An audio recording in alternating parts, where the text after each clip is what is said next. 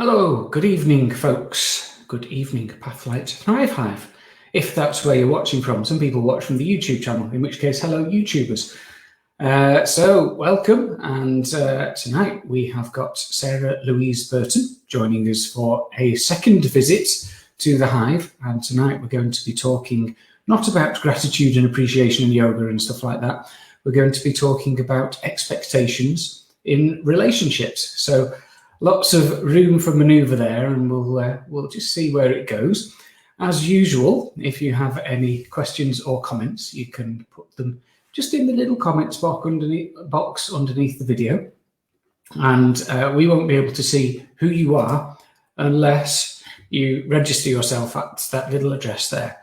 StreamYard, this software that I use, needs your permission to use your name and your little Facebook profile picture. So if you want to do that, feel free to do that now, or you can just type your name before your question if you want, so we know who's asking, or you can remain anonymous to us and we won't know who you are. That's fine too.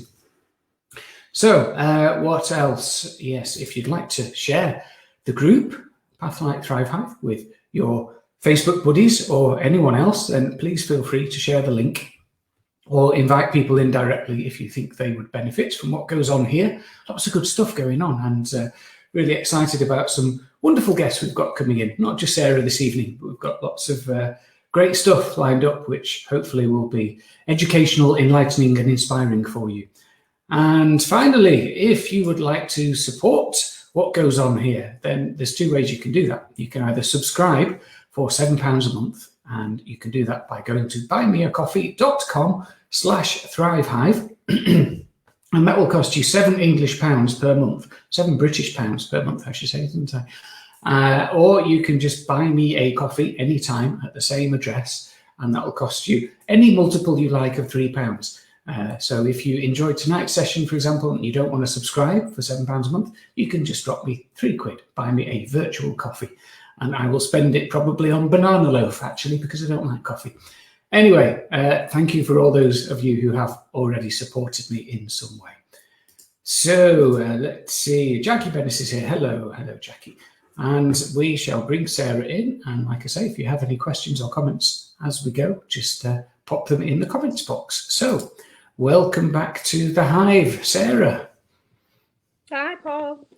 And thank you once again for giving up your time and sharing your expertise with us.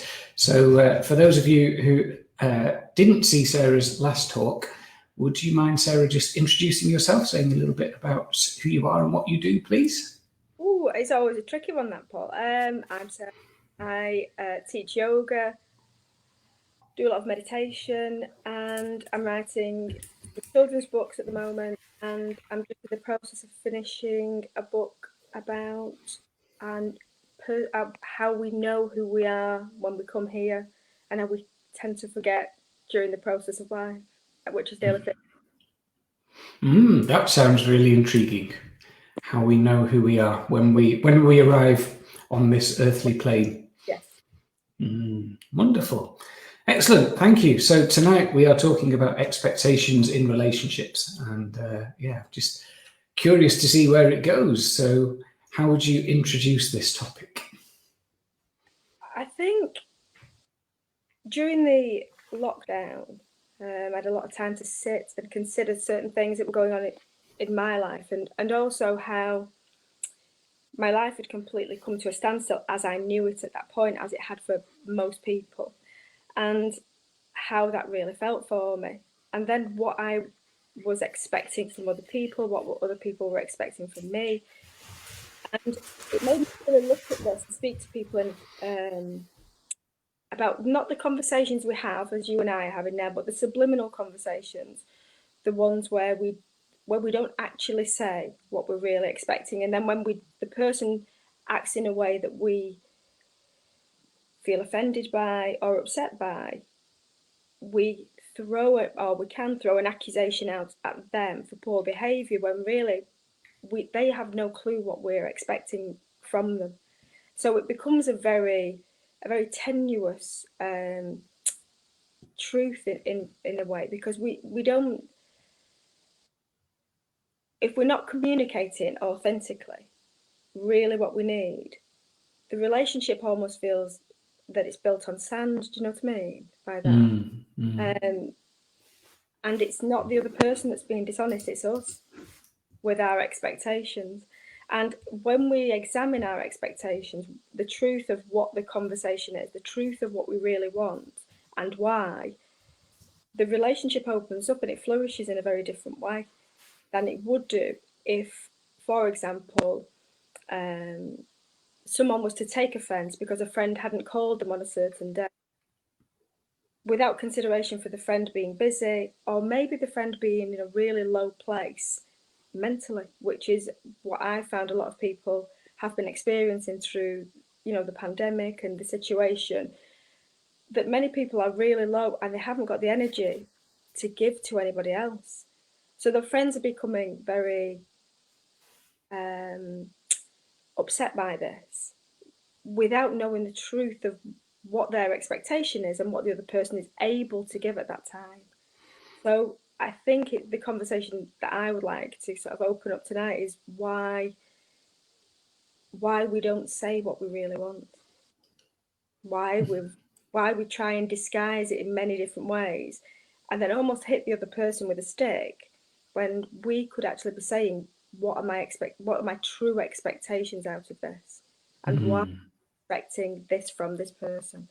And if we're expecting somebody to fix us or to heal us in some way or to fill a gap that is there, then really that's a very dishonest relationship, and it's very unfair. It doesn't serve anybody. And the cycle just continues then. It continues to go around because nobody can change their behaviour. The other person can't change their behaviour if they really don't know what our expectations are. Because many times they change, don't they? We'll say we want one thing, and then they'll deliver that one thing and we'll change it. And it's really us that we need to look at, not the other person. So I think and it can be anything. I think I said this in the last interview where there was a young girl who was upset. She was in a really bad place with her friendship group. And I asked her what she expected. And she expected so many different things. She expected them to be the same as her. And that she was a really generous and considerate and loving person. But some people aren't in that place and they've not had the same experiences. So to expect something from them that they physically, mentally, emotionally can't give, it's actually quite unfair. And it doesn't serve us and it doesn't serve them, does it? And when I had that conversation with her, she felt very different about the friendship. She realised that it wasn't the fault of the other person. It was just that they weren't on the same page when it came to friendship.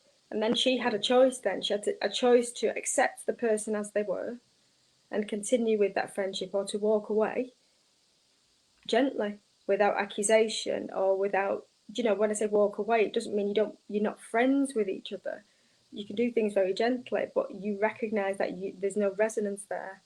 So it's a very different way than the reactive way that many of us tend to, conduct relationships. So it's a lot of... Sorry, Sarah, go on. I was just going to say it's about a gentler way for us and for the other person. So it ends up then, the relationship is more authentic. Even if it doesn't, we're walking away from it. We're being very honest with ourselves and with the other person. So that's okay, yeah. So it's, to me, there's a couple of things jumping out. One is around boundaries, and the other is around expectations, around that unspoken expectation that somebody will behave in a certain way or meet our needs, almost like they have the same frame of reference as us and can maybe even read our minds. But if we don't express it, we don't explicitly say, these are my needs, these are my expectations, then they're not going to get met, and then resentment is going to bubble away.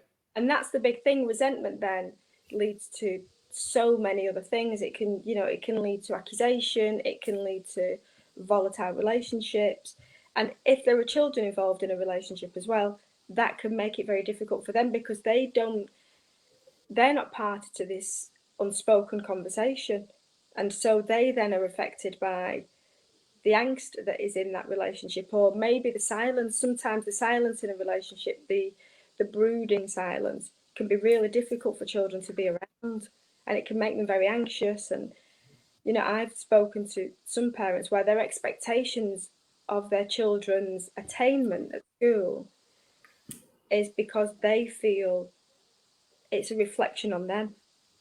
If my child isn't an A grade student, that reflects on me as a parent. But what's then not been taken into account is if there is discord in the house and the child is around that, how that then affects them. So you're expecting one thing whilst not providing a harmonious environment, do you know what I mean, for growth. So it's about us recognising all of our behaviours and being, and again, it goes back to the being present, but really doing the work on ourselves before we expect other people to do the work on themselves, really.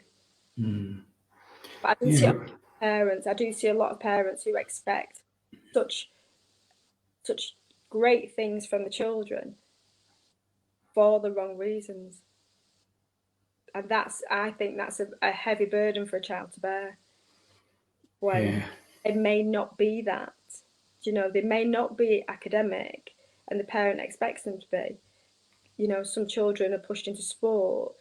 They may have liked it as a child, but then they begin to dislike it because it becomes more of a force than a pleasure. It's you must do this. And that's what I'm saying about expectations. There's so many of them and there's so many layers of them that once we really start to examine our own expectations of other people and ask ourselves why we feel the way we do when they don't meet our expectations, then we can start to change the story for all the parties involved. Yeah, there's a lot of vicarious living that goes on through parents, and I think it was Mark Twain who was it Mark Twain or it might have been Carl Jung, I don't know. They say the greatest burden that any parent places on a child is their own unlived life. So the things that the parent didn't manage to do, whether that's achieving A grades or getting on the football team or becoming a virtuoso musician, they didn't achieve it. They place the expectation onto their children in order that it can reflect better on them. And that's a massive burden, as you said. Well, when my daughter, she's 24 now, and we laugh about this, when she was about 8, somebody said to her she had a fabulous voice. Now, she'd always sung around the house, so I thought that was natural. But somebody said to me she has a natural talent. So she had singing lessons with this person, and she was doing great things, and she did some classical competitions. But classical music wasn't her real passion. And one day, I just had this real epiphany where she had this curled hair and this dress with sequins. I remember it really clearly, this dress with sequins on. And she came to me and she used to sing, and you probably know the song In the Arms of the Angels was people used to love her singing this song. And one day I thought, this is what I think she should be. This isn't what she is saying she wants to be, because I'm actually not asking the question. So she came to me before a performance and she said to me, what shall I wear? And I said, what do you want to wear? And she said, Amber said, I don't know. I said, well, you tell me what you want to wear. And she said, but you know what I should wear. And in that moment, I knew that this had to change. This really had to change. And I said to her, you have to wear what you're comfortable in. You're the singer. I can't sing. And I genuinely cannot sing. Genuinely, Paul, if you heard me sing, it's horrific. And I said to her, I can't sing. I said, I genuinely am, but I can't sing. And I don't have to stand in front of hundreds of people. You have to wear what you're comfortable in. And slowly, she evolved to be Amber. And now she sings on, she's a solo artist, and she's, her look is very Amber. it's not me. And if it was down to me and I hadn't had that recognition of my expectations, she would probably still be, singing in the arms of the angels, dressed in sequins with curled hair at 24, which it would be quite tragic. And it was the fact that I recognized I had to pull away and allow her to be who she was, not really what I wanted her to be, because that was a very, my expectation at that time of Amber was a very, very poor imitation of who she really is.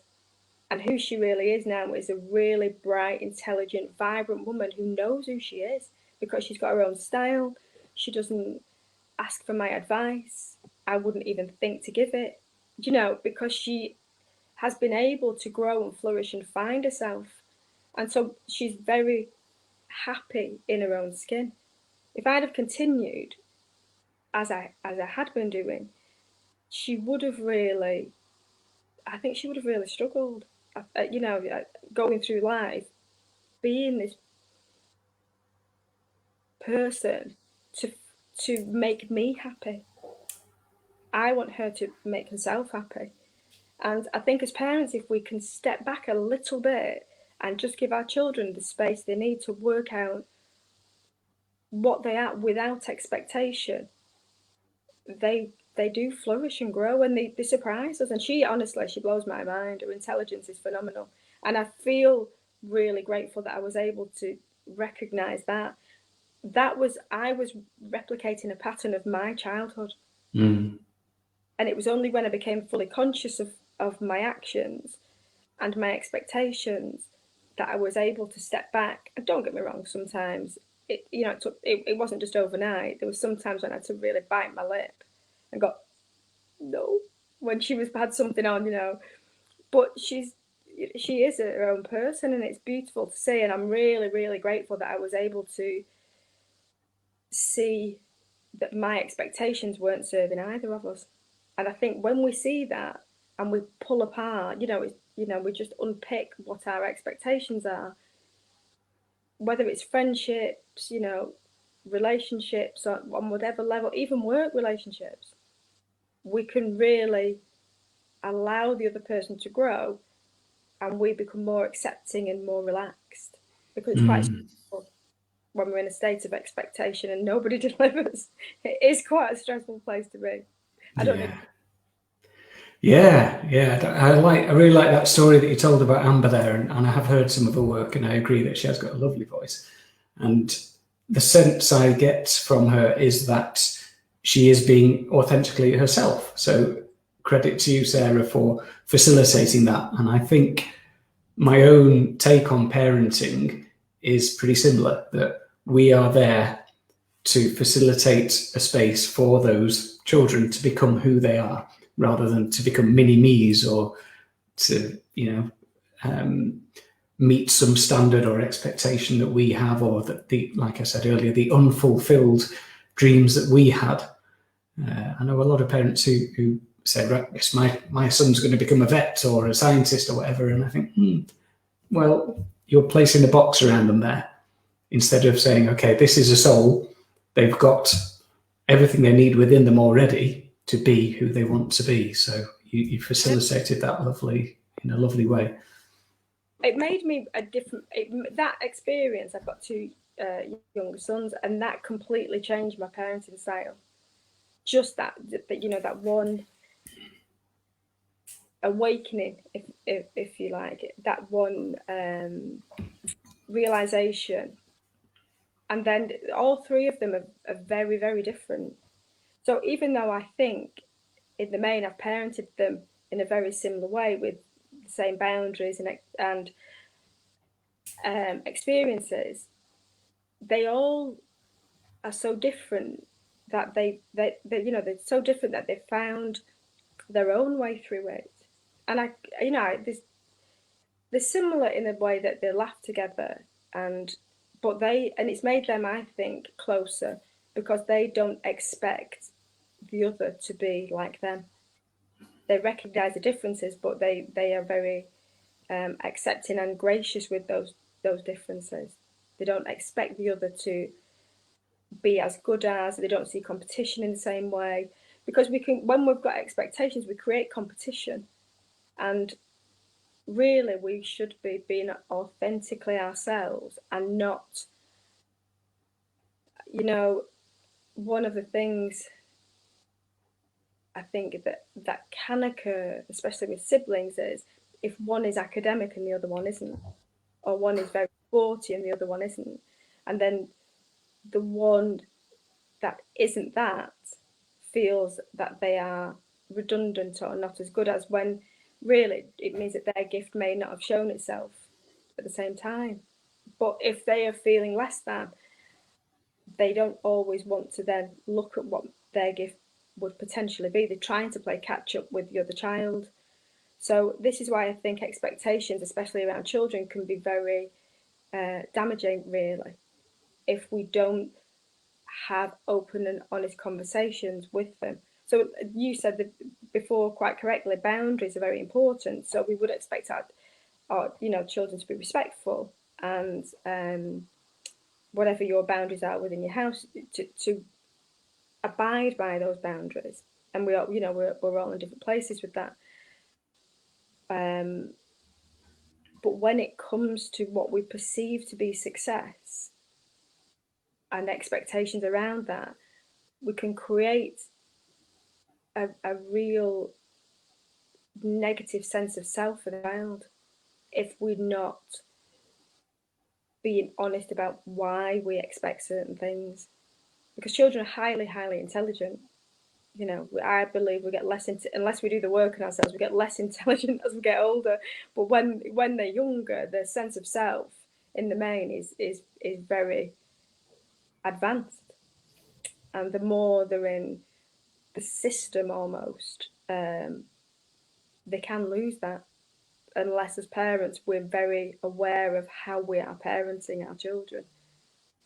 So I feel that and it's not about, if one child is gifted, it's not making them feel that gift isn't an amazing thing to possess. But if we tell one child, children are usually very close, and if we say that one child is successful and the other child isn't, then those children will have a conflict then. Because children don't usually compete. We tend to make them. Do you know what I mean by that? So we project onto them this kind of vision of success, of this is my expectations, this is what I imagine you need to achieve, and then the other child might go up there and say, oh right, well, I need to compete, I need to be better. And it's quite insidious, that the way that we expect children to reach those standards, I suppose, and then compete against each other almost for approval or affection. Yes. Children mainly, I have found, and with my own, and I think I've had a more relaxed parenting style since that experience with Amber, and having to pull back and examine my own style. But the boys both play football, and Xavier is 17 and Roman is 14, and they couldn't be any more different as personalities, and yet they are each other's biggest supporter. There is no rivalry between them. They don't see one as better than the other. And that is because their styles are very different, and they play in different positions. But if I was to say one was great, and focus on the talents of one and make the other one feel less than, that they support each other and want the other one to really succeed, because they believe within themselves that they have it within them to do the same. Whereas when you make one child feel that only one can succeed, then that creates this unhealthy competition. Now, don't get me wrong, if they were running a race, they would try and win. I'm not saying that they would run and cross the line together. That's not it at all. They would try and win the race, but they wouldn't do it at the expense of the other. Does that? But they are both, I I feel, at this point, self-aware enough and have enough confidence within themselves to accept not being first. Mm. And if we can create that within our children, that it's not, if you are doing your best in whatever it is, then that is amazing. You can't do any more than that. Instead of creating an unhealthy expectation of either being first or A grades, or if a child is doing their best at that time, then, and especially now I know there's some people have been disappointed with the results that have come through today, and that must be really tough for them, I think. And if we can keep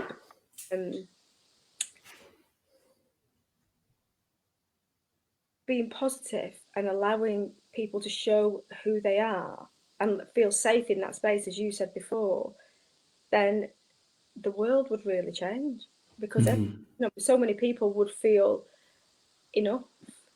Because I think a lot of the mental health issues we've got with young people are because they don't feel enough. Whatever the bar is, they don't feel like they can reach it.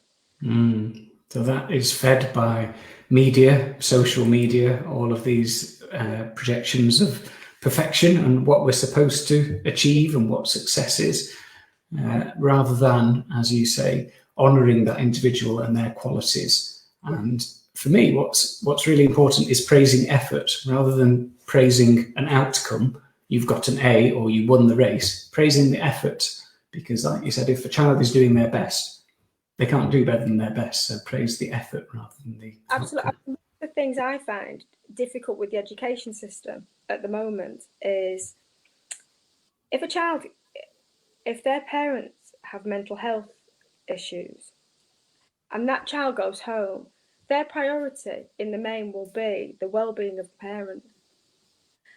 And we have no allowance for that. We have no, I know we have counsellors in schools and things like that, but the grades are still the same. So one child may go home and be a carer for a parent, for example, and another child will go home and may have a really strong, supportive family group. And yet, those grades will be the same for, the expectations. The levels will be the same for both children, won't they? And one child may be doing their absolute best under the conditions and they may get a D. And another child may do their best and they may get an A. And if the child that gets the D is the child that goes home to a very different family environment, there can be a real sense of being a failure. And they are absolutely doing their utmost to do their best in every moment.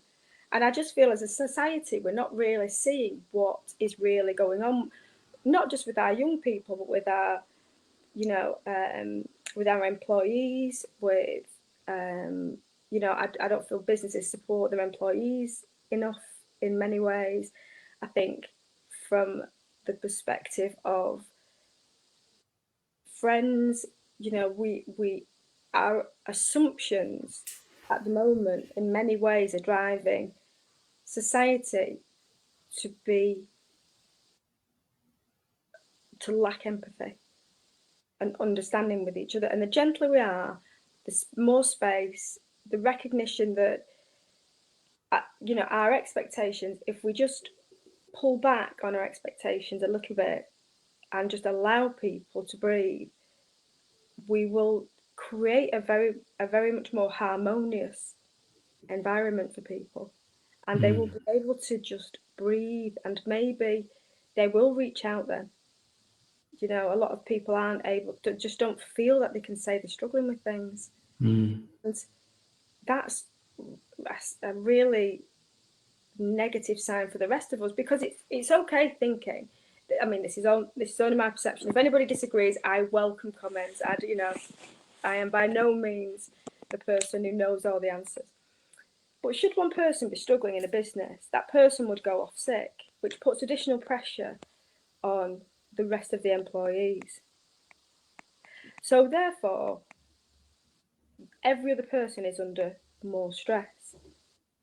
Whereas if we were more open and supportive with the person who was struggling, they may feel okay to still be able to access the workplace, and so the pressure on everybody else would be lessened. And this is typical of family groups, the education system is we're not stepping back and saying to the person, what can I do for you? What do you need? How can I help you through this difficult time? And this is, or even asking our children, who do you want to be? What makes you tick? How, we've got creative children that are being let down in many ways because they are not traditionally academic as far as the rote system of learning is concerned. And yet those children have immense gifts that aren't being used. Now, if those children were able to use those gifts and there was more space for them to be who they really were, then we would all benefit from that. And there would be less pressure on the infrastructure of society. And for me, I think my key sort of phrase is, how much gentler could I be in this situation? It's compassion, isn't it, Sarah, at the end of the day? Yeah, I mean, and that's the thing I think that we can be frightened of, is being compassionate with other people. We may feel that, I've spoken to people before and I say, why can't you be gentle? And they say, well, they may take advantage, or then that makes me look weak. But I think to be gentle is your strength. That's your biggest strength. Is the gentler you are, the more strength you have, because you don't have to force. It's about showing vulnerability, I think, and for me, that's what builds trust in relationships and allows you to show your authentic self. And to go back to what you were saying about the workplace environment, if you've got someone who's struggling with their mental health or whatever it is, the workplace culture needs to be able to facilitate that person to feel safe, to say, do you know what, I'm struggling at the minute, I need some help, rather than having that stigma and fear of saying anything and just going off sick, and as you said, putting more pressure on everybody else. One thing, I spoke to someone recently and they've really struggled for a number of years with mental health conditions. A variety of different things have happened over the years, and I said, why have you never reached out? And one of the reasons is because they want a mortgage, and on one of the life insurance, if you've had a mental health, then your premium goes up, and so the person won't reach out. And you think that is horrendous, that the person is trapped because they can't say or be authentic, or they don't feel they can anyway be authentic, because it will be held against them, even if it's not held against them by friends or or an employer. As far as the financial aspect of their life is concerned, it's actually held against them. Which is completely wrong. And I always like to see mental health as being on a par with physical health. So you shouldn't be asked at an interview, have you ever had a broken leg? Or I think it's become illegal now for females to be asked at interview whether they are planning to have children and stuff like that, So it should all be based on that individual, the qualities that they can bring to the role, that and the mortgage situation as well. Can you pay the mortgage? That's all. That's it. Yes, and it's like you said before about the workplace. A lot of people are frightened of saying this in case it's held against them from a progression point of view. And so there, when we go back to expectations, how can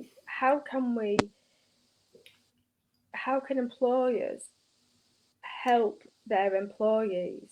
you know, we've got to be gentle with our expectations. People are going to have things occur in their lives where they will struggle. People's parents will die. They may have an episode or more, you know, numerous episodes where they are trying to deal with things that historically have caused them pain.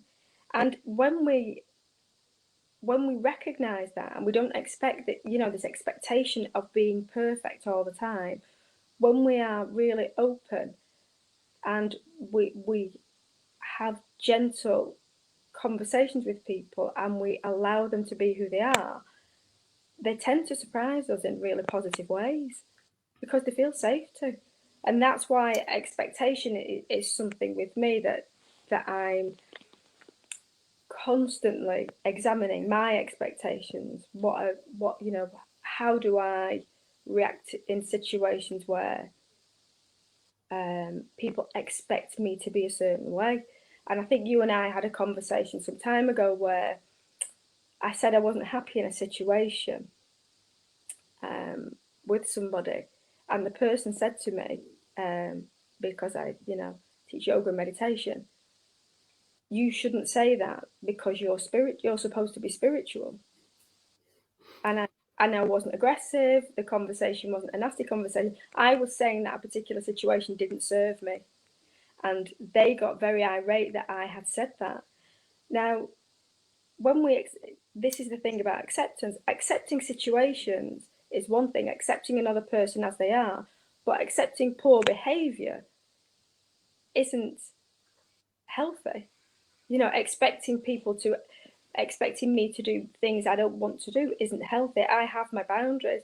And when you put boundaries in, as you've recognized before, sometimes people don't like that because they don't expect it. So expectation can be to do something or not to do something. You know, it's where those expectations lie. And I was really surprised by that. You shouldn't do that because you're supposed to be spiritual. And I had to sort of very gently explain that being spiritual, air quotes, being spiritual is finding the truth of yourself. It's not anything else, to me anyway. I know some people see it as being religious or, you know, a devotion to something, but to me it's being the truth of yourself all the time and understanding your own behaviors and likes and dislikes and where they come from and where you're you know, being able to speak from the heart truthfully and be gentle with people. You know, all these things to me are being spiritual, but boundaries are still, yes, people do have boundaries and we should respect them. And that, you know, I have them and I respect other people's, you know, hopefully all of the time. I'm sure I get it wrong sometimes. But I found that expectation, you know, you and I spoke about that, and I found that perspective, that expectation to be really strange. And, you know, I think we call it spiritual, it's called spiritual bypassing, isn't it? Where people expect you to deny the truth of who you are under this guise of you being spiritual. That's what they perceive, you know, a spiritual person to be. Mm-hmm. But I found that really, really strange. I mean, what do you think about it? Yeah, well, we had a chat, didn't we? And the other phrase that came up for me was spiritual bullying, where, you know, you're supposed to be spiritual, therefore you can't put these boundaries in place. You just have to accept everything. But for me, boundaries are an integral part of respecting yourself and also of communicating in this way that's open to others. So to come back to your question, Sarah, about how do we do this? How do we discuss our expectations, make our expectations clear to the other person in a gentle way? And for me, it's very, very much about setting those boundaries and just giving an authentic register of our experience and our needs. And are you familiar with non-violent communication at all? In what respect? Explain that to me a bit more. So it's it's a method of, it's not just a method of communication, it's a way of being. So there's loads of stuff on the internet about it. An American psychologist invented it in the 70s, I think, something like that. And he has used it with trying to stop world wars and negotiate between warring parties. And it's used in business and in families and in all relationships. And really, it's just about expressing. So if you're unhappy with someone's behaviour, something they've done, something they've said, there's this 4-stage process where you say, okay, when you do that thing, it makes me feel, or I feel such and such a thing, upset, angry, frustrated, scared, because I have a need for something. So underneath every feeling, there's a need. So it's a need to feel safe, a need to feel loved, whatever it is. And then you can make a request to that person to say something like, would you be willing to, in future, do something else? Speak to me in a different way, not slam the car door after you've exited, whatever it is. And that process for me is all about what the topic of this talk is, really. It's setting those expectations in a boundaried and respectful way without putting pressure on the other person. It's just about saying, this is how this behavior makes me feel. Would you mind doing something different in the future? I think when we look at communication, even in silence, you say then about non-violent communication, but even in silence, there can be an aggressive tone to it, can't they? It makes you, somebody can walk into a room that has that brooding energy, and the whole room can feel it, can't they? I think when we're talking about expectations, people can be upset, but it's expecting other people to be upset on their behalf as well. Do you know what I mean? I have a friend, and when she separated from her husband, people took sides. And there was one friend that she had who said, I love you both, I won't fall out with either of you. And they ended up getting back together, and the only person that couple could then trust was that friend, because they knew that all the others had taken sides. And I thought that neutrality was quite impressive. I really thought that was a really incredible stance. But when we expect other people to be indignant on our behalf, that can then be very problematic for us in the future, or for the people who we have that expectation of. And I think when we say about the non-violence, it can be an attack. Expectation can be an attack on somebody, because if they don't behave, we expect something. If they don't behave in that way, then we react in a certain way, don't we? And sometimes that can be withdrawing love or affection. Sometimes that can be anger, disappointment. But the minute that we do that, we are making that other person feel less than, aren't we? Yeah, because there's judgment involved, as well as this pressure of projecting that expectation onto them. Yes, and I think we should always look to examine what are we expecting, and why. Why expecting? It's very different if you've got a house, and there's two people in the house, and the deal is that after tea, each night one of you tidies the kitchen. And it's like you say about the way that you So then, what was your first thing in the non-verbal? What in the non-violent? So when you do this thing, it makes me feel something, right? So because I have a need. Yes. So that would work beautifully in that situation, wouldn't it? When you don't tidy the kitchen on your night, that makes me feel upset because I like everything to be, like the house to be tidy for us, or whatever your expectation is there. That works beautifully in that situation, doesn't it? I think that's a clever strategy, and one that would help in many ways, because you are communicating how you feel. Expectation in the main, we don't communicate how we feel, do we? That's right. And this non-violent communication it has no judgment, it has no criticism in it. It's not saying you've done something wrong here, pointing the finger. It's saying, when you've done that thing, it makes me feel this way. I've got a need here, and I'm gently requesting you to perhaps do something different in future. Yeah. And so in that way, that is a really useful tool that people can use, can't they? I would really positive, and I will be passing that on to the kids afterwards, Paul. Thanks for that. I will be saying there's a very good strategy here I've got for you.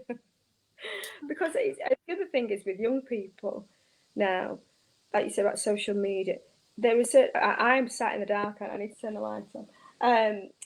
There's certain we've got certain expectations, haven't we? Now that for young people to look a certain way as well, that's a really tricky. I don't know, really tricky for them, I think. But that's they feel society expects it, but they're doing it to themselves, aren't they? I think that's the tricky side for me, is seeing so many young people feel that they're only judged on how they look. I know I've had to have numerous conversations with the kids about this, and I'm quite a stickler for reducing time on social media for them, because I think it can create a very unhealthy mindset. Because our natural, I think our natural state is to observe the beauty in somebody else and not always recognize it in ourselves. So if you're looking at people that are, or appear to be, because a lot of these things are edited, aren't they? They're not real life. It can put an immense amount of pressure onto young people. Well, of all ages, people of all ages, I think. You can always think that everybody else is having a better life, can't you? Or they're succeeding more, or they've got it together and I haven't, when you're having a bad day. That can be such a lot of pressure. Yes. Yeah, if you'll allow me, I want to chip in here with a bit of an anecdote of my own, because, and this is social media related as well. So we've talked a bit about expectations in partnership relationships with children and in the workplace. And for me, the most important relationship we have is with ourselves. Absolutely. Quite often we can put unreasonable expectations on ourselves, especially if we are a perfectionist. We can be our own worst enemy and say, I need to get everything done perfectly. And I would class myself as a recovering perfectionist. And I've just been on holiday with my children to the Lake District, and I wanted it to be as perfect a holiday as it could be. And as it happened, on day 2, I had something of a meltdown. Pressures got too much for me and I exploded, and then felt really bad about it afterwards. So when we got home, I went on Facebook, put some photos of smiling children and fun activities and sunshine and stuff. And I know a lot of people that do that. I know one person in particular who has done that. Said, "Oh, this beautiful holiday." But I know for a fact that actually they spent the whole family spent the whole time at each other's throats, and the mum and dad were close to divorce. But they didn't want to project that reality out there because they had this expectation, and maybe there was some shame around the holiday not being good enough. So for me, I put all the happy photos up. There weren't any photos of my meltdown, but I did say, yeah, we had a lovely time for 6 out of the 7 days, and on one of the days I had a meltdown. So that's the reality, and it all for me came down to that relationship that I have with myself, and this lingering thing around trying to make everything perfect, and the pressures of attaining almost unattainable standards. What was your trigger? Do you mind saying that? Yeah, no, it's fine. I talked about this on the Hive the other day. So the trigger itself was nothing major. I have an electric car, and I was having a trauma trying to get the car charged up because the charging post wasn't working. But really what I was conscious of was all of the stress, anxiety, the COVID-related stuff, my college essay, which I haven't done, and other pressures which have kind of been bubbling away under the surface, all kind of exploded in that moment. I think, when we go on holiday, we relax, different setting, and that is when perhaps the stuff that we repress can start to explode. So that's kind of what happened, I think, on day 2 of our holiday. And it's funny that what we react to is usually not the thing that we have the expectation around. The holiday is part of it, obviously, but the other things as well, you say your expectation of getting your college work done and not being able to do certain things and not being able to charge your car, and all these expectations build up into great big bubbles of stress. And if we can just peel these expectations away one by one, we can breathe a little bit more. And this expectation that we have to be perfect. And life is so pressured. You get into a car now and you don't just drive, do you? It gives you instructions. And there's, I spent 3 months in Wales in a very isolated place and didn't drive the car for 3 months and didn't have a TV and didn't see anybody because it was a very remote place and it was winter. And at the end of the stay, I was there on my own. And at the end of the stay, I got into the car, and the car then flashed up the light, the dashboard, and then it gave me instructions. And the noise from the car, I couldn't believe it. I felt like I'd been assaulted. And I know this sounds, but because I'd not been used to anything like that at all. And then I couldn't have the radio on, and I was driving home. And as I was driving back, the signs seemed to be shouting at me, stop, do this, do that, do the other, the lights on the motorway flashing, at different speeds. And when I got home, I was really, really tired. I was absolutely exhausted. And I'd only had this 2.5 hour journey back.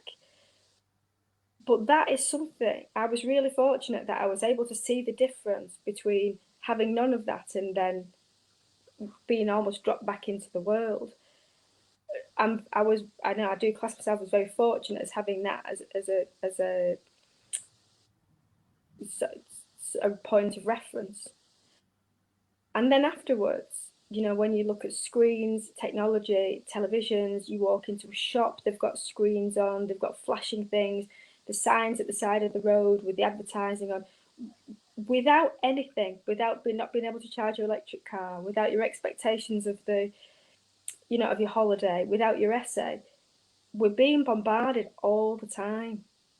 Our senses are being overwhelmed so much. And when we are a little bit gentle with ourselves and really, like you said about self-care earlier, when we are able to look after ourselves, give ourselves space, whether it's to meditate, walk in nature, not have a conversation, not look on a phone, not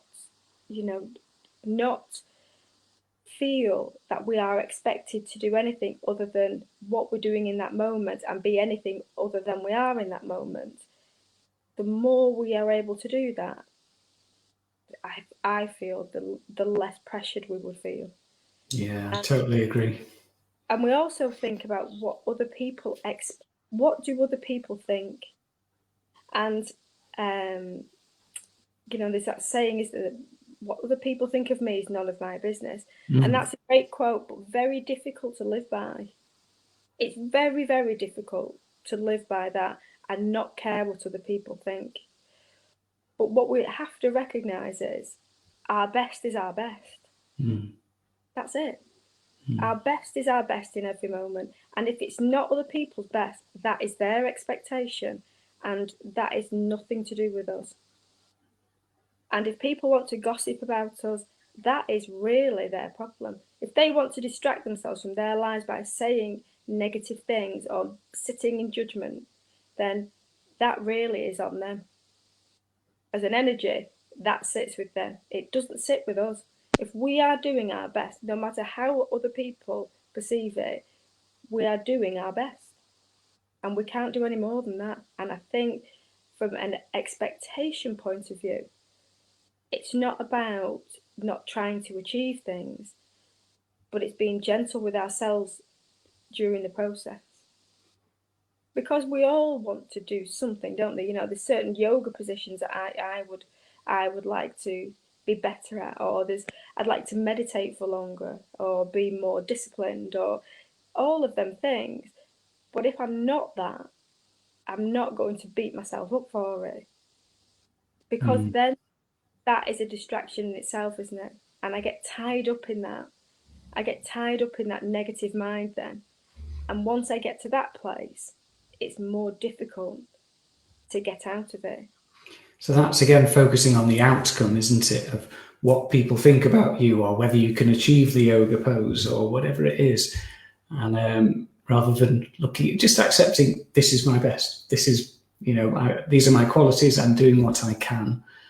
And I think underneath this pressure that we put on ourselves around what other people might think about us, or is it going to be the perfect holiday? Underneath it all is fear. That's where the negativity comes from, I think. It's fear of judgment, fear of not being good enough, a lot of stuff that's going to be tied up in childhood. But I think what you said about being mindful, the kind of process that you've done, Sarah, in going inward, exploring yourself and finding out, well, where are these expectations coming from? Are they valid? Can I let go of them? It's a really powerful practice. When you let go, it's the thing about the yoga pose. One day, I'm in a physically not great place at the moment, as I said to you before. I've broken my ribs, but it's been a really great experience because I'm more grateful for my body today than I was, say, the day before I broke my ribs, as daft as that sounds, because I suddenly realised that every day that there hasn't been a problem, I didn't have enough gratitude for it. And today, now I can't touch my toes, because of the pain. It's just a reminder that I could do that. And that's where I want to get back to. Now, when I could do that really easily, I had another expectation. But now, if you like, I expected to get this, because even though we like to think we don't have that many, we always kind of do have a bit of judgment with ourselves. Whereas now I can't even have that judgment because I wouldn't even be able to attempt it.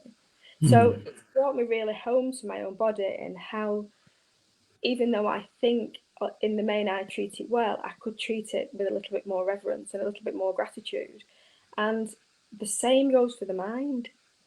I've had to really sit down and do some meditation, and my mind is almost, it's like a pinball machine at times, and it's pinging about all over, and I just have to let that settle and be really accepting of that and not be judgmental. Otherwise, I'm continuing to flick the switch and the ball is still pinging all over the place. But the minute that I think, right, okay, that thought, but I don't follow those thoughts, and I just sit quietly waiting for it to settle, and that could be sometimes that could be an hour, where I'm using everything in the world as a distraction. But even that, when I'm not beating myself up about that, that's a meditation in itself. I might not get to that place of profound peace that I'm looking for, But the fact that I become accepting of the fact my mind isn't always going to be in the right place is a way of me being much more gentle with myself. So it's mindful acceptance. When you've got a head like a basket of squirrels, you're not going to expect it to be super calm in the space of 30 seconds. It might take some time. It does take time, and I think our unpicking our expectations takes time, and we can only do it one small thing at a time. So when we get irate or angry or frustrated because somebody isn't doing a thing that we want them to do, and we ask ourselves, what am I expecting here? And we are honest, then we are changing how we think. And once we come to things from a different perspective and a gentle perspective, and we afford that to other people and to ourselves, everything seems a lot easier. Yes, and a phrase, one of my late dad's favourite phrases was, expectation is the mother of disappointment. Yes.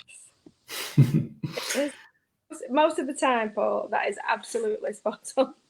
It really, because people aren't psychic.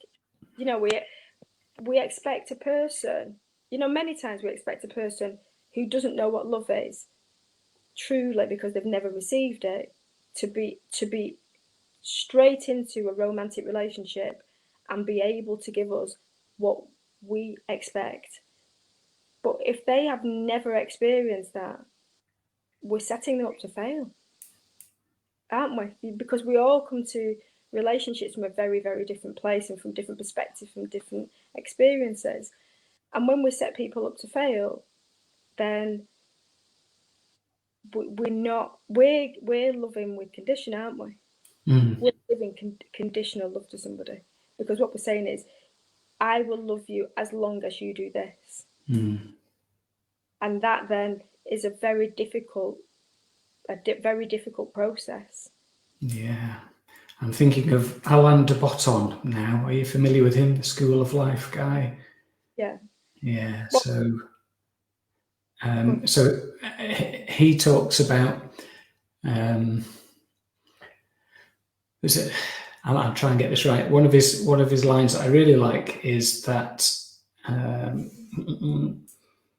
compatibility should be the outcome of a successful relationship rather than a precondition. So rather than saying this person, yeah, they tick all these boxes and they'll meet my expectations and I will meet their expectations as you're going into the relationship and then always be disappointed. You should just go into a relationship. And he says you can love anyone, actually. You can love anyone and work together to become compatible together, really by honouring who that person is, honouring their own frame of reference and loving them, flaws and all, the unconditional love. Well, like you said about the checklist, if you've got a checklist, you know, in a relationship, and you expect all of these things and that person to be all of those things, and even if they are, they're very outside of what love is really, isn't it? Because as I said before, true love is unconditional. You love somebody unconditionally, don't you? Now, this doesn't mean you have to accept bad behavior, because we all have our own boundaries. But when you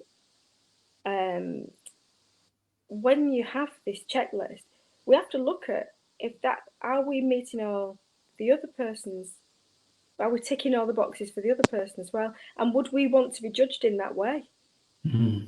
And if we could honestly say, and I think very few people would say yes, Paul, I don't know about you, but I wouldn't want somebody to have a tick box for me. If we can say, well, yeah, I'm happy with that, then then that's you've got to look at why you would go into a relationship in that way without knowing the truth of the person first, because we love each other, don't we? And we're saying, well, I'm perfect and I want that for me. And I years ago, I had a friend who it was a bit law of attraction-y, let's put it that way. And on this list was a very wealthy man who drove a very big car, who had his own business, who hadn't been married. I mean, the list that, you know, of what she wanted and what she didn't want was phenomenal. But there was a huge element of this was financial. And I said, at the time she wasn't working, I said, just to be clear about this, you want this man with all of this money to come into a relationship and rescue you. And she kind of said, well, yeah. And I said, but if you want this man to be a very genuine and heart-centered man, which you've also put down, really, what are you bringing to the table? And she was really surprised, because if this relationship, say you got married and this relationship doesn't work, you kind of want to walk away with half of his stuff. And because this is the kind of thing that she was, you know, the mental state she was in. And I said, so that means that you are going into that really not as a relationship, it's a business transaction. And that's a very different conversation altogether. And she suddenly realized, she said, oh yeah. So I said, but so you're going outside of, you know, everything is outside of the person. And you're saying, well, if it doesn't work, kind of I get half kind of thing. I know it's a very manipulative thing to say. I did make her aware of it. But so what you're saying is I want you to rescue me and have this situation.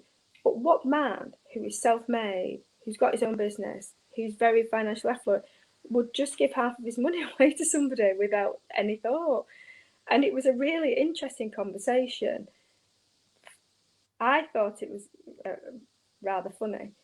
And I said to her, a true relationship is where you both bring yourselves, and anything else will just grow and flourish because you're both being authentic. So should that really not be your primary, not expectation, your primary aim in this is to meet somebody who you can grow with and flourish and be entirely yourself. But you wouldn't be that on this paper exercise. I know, you know, I knew her really well. You're not going to be that in that relationship. Yeah, and this is something else. Yeah, this is making me think of that phrase that we put in the description of this event, which was hidden contracts. So that friend of yours apparently had an ulterior motive and a hidden contract of this is what I want, and if it doesn't work out, I'll just leave with half his stuff. I'll just leave with half, and so then that's not a relationship at all, is it? You're going in with a different mindset than going in with your heart and having a heart-centered relationship. And again, to go back to children, you know, we want our children to do well at school, but do we want them to do well at school and get certain things to make us feel better? To make us look good, to make us, you know, do certain things, to look a certain way? Does it reflect on us as a parent? I am more concerned about whether my children are happy rather than whether anybody thinks I'm a good parent. If my children think I'm a good parent, I feel like I've achieved. If I don't really need any validation from any other person, and I don't, whether that be school or whether that be, you know, whether that be anybody outside of that. I don't need validation. If it works for us as a family, and I am doing my best, and I am trying to be the observer of my actions and reactions, then I can't do any more than that. Yeah. So it's honouring that individual, honouring that soul for who they are, what they want to be, and their qualities. And I think that is a lovely way of parenting, which I try and do myself. And I think it also applies to all relationships, whether it's a romantic relationship or a manager and employee relationship as well. It shouldn't be about putting round pegs in square holes and saying, this is what I need you to be. It should be, okay, these are your qualities. This is what you want to be. This is what you want to achieve. I'm going to help you facilitate that. Absolutely. I think if we observe people, if we stood back and observed people more, we would see them completely differently. Whereas we don't, we get busy, we have preconceived ideas, we have perceptions. If we just stood back and allowed people to show us things, rather than us almost assume what they're going to do next.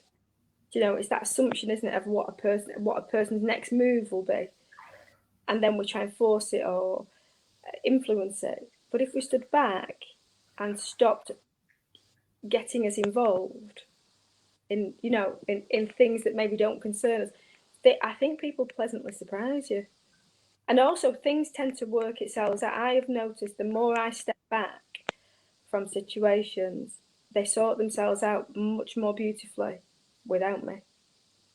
Oh, and I don't know if that's I don't know if that's being successful at life or not, but I do find that the more I pause, things work out. So maybe there's something there about me being chaotic. I don't know, but I think the more I pause, everything just seems to flow more, more gently.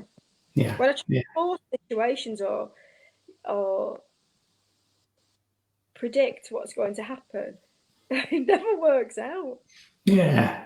What is it that God laughs when we try and make plans or something like that? And regardless of your spiritual beliefs, I've had a similar experience to you of just let things flow, have a positive intention and those healthy boundaries, let things flow, and opportunities will arrive, things will develop naturally, people will develop into who they are destined to become.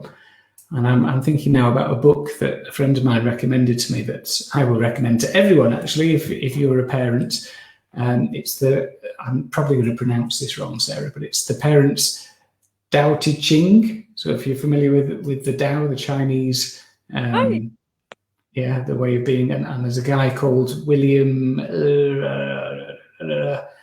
I've forgotten his name, William somebody. If you Google it, The Parents Tao Te Ching, TaoTecching, highly recommend that. And what that advocates for is, rather than being the overbearing parent who controls and criticizes and has these unreasonable expectations of their children, and rather than being at the other end where you just let them run wild and do whatever they want and have no boundaries at all, just be in the middle and be that compassionate observer and facilitator to allow them to be themselves within those kind of structured boundaries.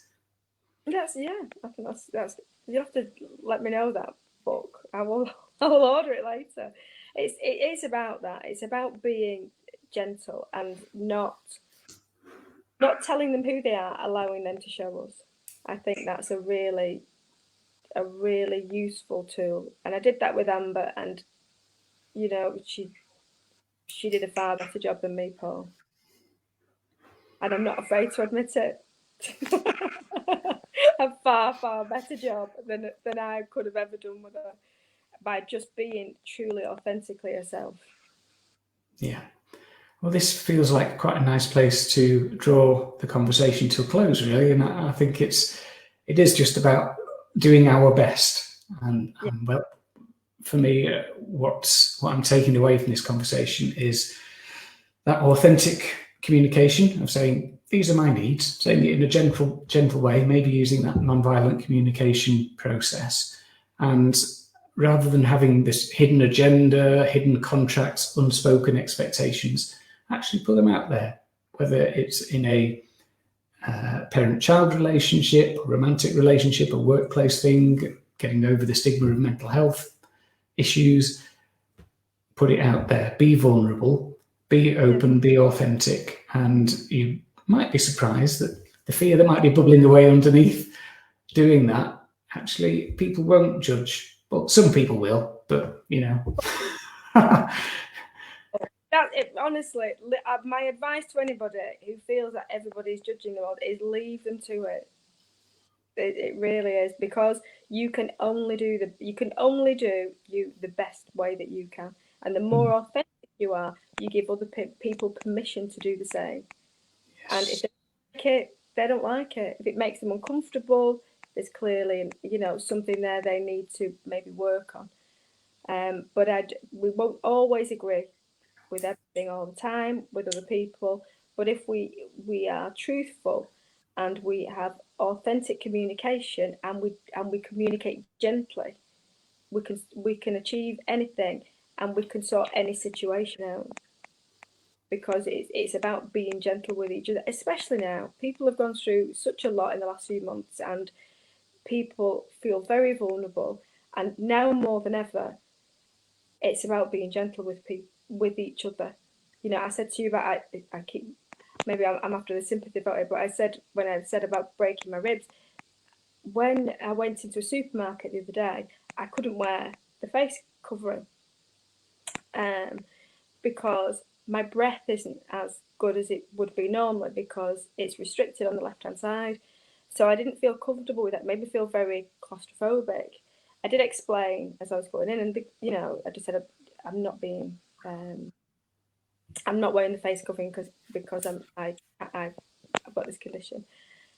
Because they were asking people when they went in. But the number of people when I was in there that muttered behind their hands or said something or and I was quite just it didn't bother me in the slightest, but I was really interested in how concerned, even though they'd got the face covering on, how concerned they were that how they were looking that I hadn't. And I thought this is a really interesting thing, because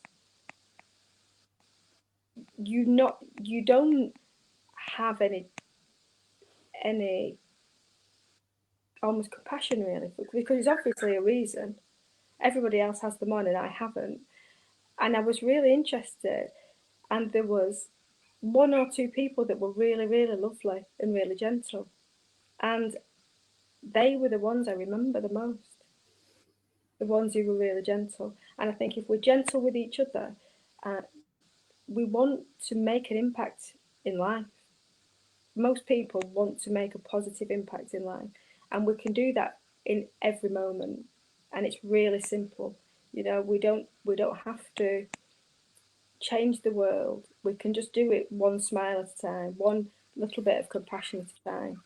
And I think by expecting less, or at least recognizing where expectations come from, we can do that. We can be a little bit gentle with each other. And that's it. I have no more words, Paul. All good words. Thank you, Sarah. Yes. So yeah, there will always be people who judge in supermarkets or elsewhere in life. But for me, what you said earlier around just owning our own experience and understanding where our expectations are coming from, unpicking those and coming at it with gentle compassion for ourselves and for others as well. We can give that authentic register once we do our own work first, and then not judge others, but give that authentic register. Yeah, brilliant. It is your own work, Paul, you're right. It really is. And once you have done that, everything changes anyway. Yeah. Brilliant. Okay, so shall we leave it there, Sarah? Yes, I'm happy to. Thank you very much for having me. Thank you for once again coming in and giving your time and wisdom, gifting that to the Hive. I hope it has made people feel inspired and enlightened, and lots of good points for discussion there. So if anyone has any comments, queries, feel free to pop them in the comments box. And those books, they sound great. I will send you a link to the book, and I really enjoyed it. It's a slim volume, short read, but very beautiful. So yeah, that's great. Smashing. Right, I'm going to end it there, folks. And as usual, if you want to support the Hive, you can do so by going to buymeacoffee.com/thrivehive. And if you'd like to share the group as well, That would be much appreciated. Bring more people in so they can benefit from the wisdom of people like Sarah. Wonderful. Okay, thank you again. See you soon, folks. Bye.